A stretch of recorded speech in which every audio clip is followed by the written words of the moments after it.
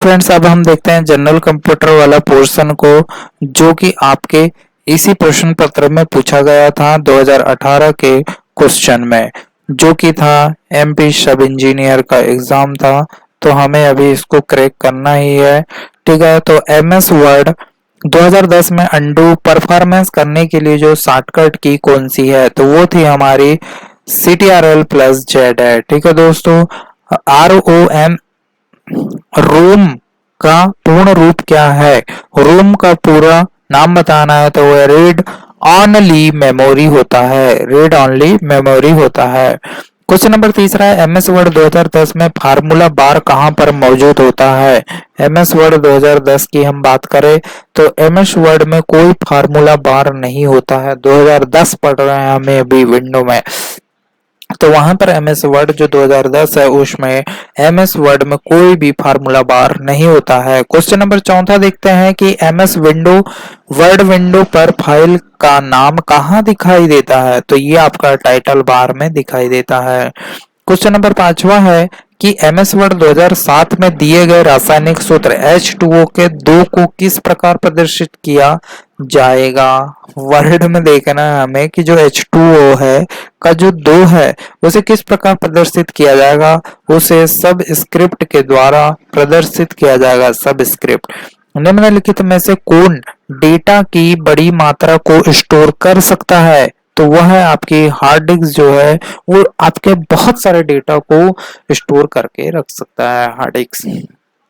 तो hard disk main होती है चिप। एमएस वर्ड 2010 में निम्नलिखित में से कौन सा पेज बॉर्डर सेटिंग नहीं है? 2010 की बात करें तो हम पेक्यूलियर जो है वो पेज बॉर्डर सेटिंग नहीं है। क्वेश्चन नंबर 8वां देखते हैं, एमएस एक्सेल 2010 में स्पार्क लाइन का उपयोग कहां से किया जा सकता है? तो वो जो है इंसर्ट टैब से कर सकते हैं हम। तो दोस्तों, आपको 2000 एक्सेल 2010 और पुराने भी एक्सेल के वर्जन को अच्छे से रीड कर लेना है। तो आपने देखा कि यहाँ पर जो है एक्सेल से पूछ रहा है, वर्ड से पूछ रहा है। क्वेश्चन नंबर 9 में देखते हैं हम, एमएस एक्सेल 2007 में आप चार्ट ग्रुप कहाँ पा सकते हैं? चार्ट ग्रुप हमें बताना है तो इंसर्ट टैब में पा सकते हैं चार्ट। एमएस एक्सेल 2010 में बोल्ड फॉर्मेटिंग को लागू करने या निकालने के लिए शॉर्टकट की कौन सी है? बोल्ड फॉर्मेटिंग को जो एमएस हम 2010 की बात करें एक्सेल में CTRL+2 है।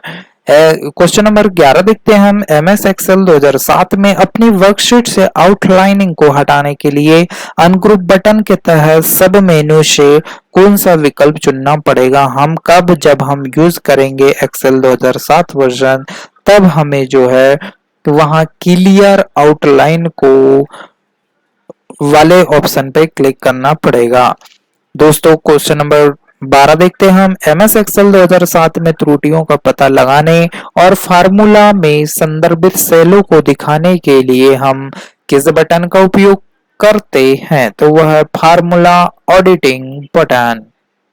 क्वेश्चन नंबर 13 है, एमएस वर्ड 2010 में किस सीट की लंबाई और चौड़ाई 5.83 बाई 8.27 सेंटीमीटर होती है? तो उस सीट का हमें बताना है तो वो होती है A5 होती है, जो कि A4 से ज्यादा होते हैं। ठीक है।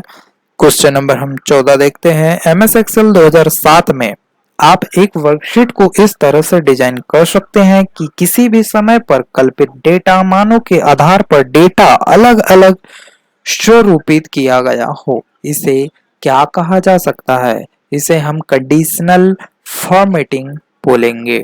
ठीक है दोस्तों, तो ये हमारा कोर्स पोर्शन था कंप्यूटर से रिलेटेड, जो कि आपका प्रॉपरली नॉलेज रहेगा तो ये एक स्कोरिंग पार्ट हो सकता है। यहाँ पर आपको स्कोर दिलाने में मदद करेगा। वैसे ही आपके हिंदी, रीजनिंग और मैथमेटिक्स तो है ही, ये थोड़ा आपके लिए हार्ड हो सकता है। इंग्लिश भी थोड़ा हार्ड है, तो इसीलिए इंग्लिश की तरफ ज्यादा ध्यान ना देते हुए, यदि आपकी इंग्लिश वीक है तो आप कंप्यूटर पे पूरा प्रीवियस ईयर के क्वेश्चंस और कंप्यूटर से रिलेटेड सभी प्रकार के क्वेश्चंस को आप 2-3 बार रिवाइज जरूर कर ले। तो ये आपके एग्जाम में बहुत ही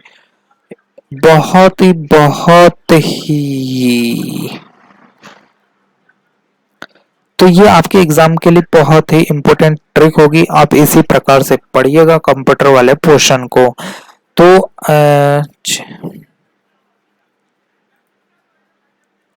नंबर 8वां, गोली चलाने से पहले गोली और बंदूक का संवेग क्या होगा? चलाने से पहले की बात किया है तो हमें बताना है कि गोली और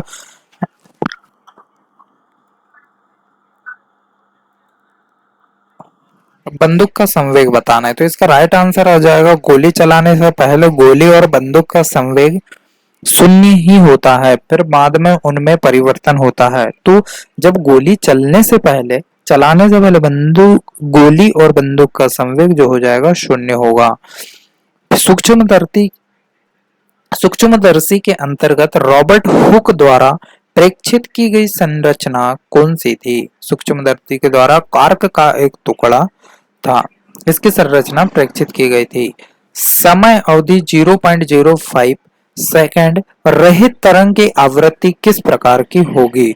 तो वो होगी 20 हर्ट्ज की तरंग होगी। तो देखिए कि जो 20 हर्ट्ज की तरंग रहेगी उसकी जो आवृत्ति 0.05 सेकंड रहित तरंग के जैसे होगी। ठीक है दोस्तों। तो क्वेश्चन नंबर 11 है कि डी दूरी पर रखे दो द्रव्यमान m1 है और m2 के बीच बल कैसे परिवर्तित होगा? m1 और m2 के बीच जो है बल, ये जो क्या है द्रव्यमान रखे हैं, तो d दूरी है, इन दोनों के बीच की जो दूरी है d है, तो इसके बीच के बल कैसे परिवर्तित हो जाएगा? जब उनके द्रव्यमान दोगुने और उनके बीच की दूरी आधी कर दी जा रही है। तो जो उनके जो द्रव्यमान है वो 2m1 और ये हो जाएगा 2m2 और इसके बीच की जो दूरी है d/2 कर दी जाएगी। तब हो जाएगा बल प्रारंभिक बल का 16 गुना हो जाएगा, जो जो पहले बल था उसका 16 गुना हो जाएगा।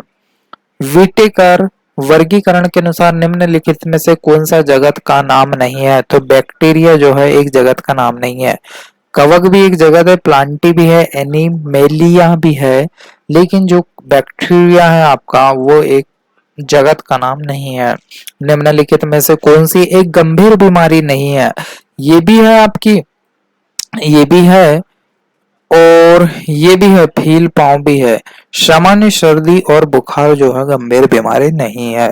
बट जैसा कि आप सभी को पता है कि कोविड के लक्षण में सर्दी खांसी भी अहम भूमिका निभा रहा है, तो ये भी अभी की दृष्टि से हम देखें तो बहुत ही खतरनाक हो सकता है। तो इसीलिए प्रॉपरली अपनी जांच करवाएं और ज्यादा पैनिक ना हो।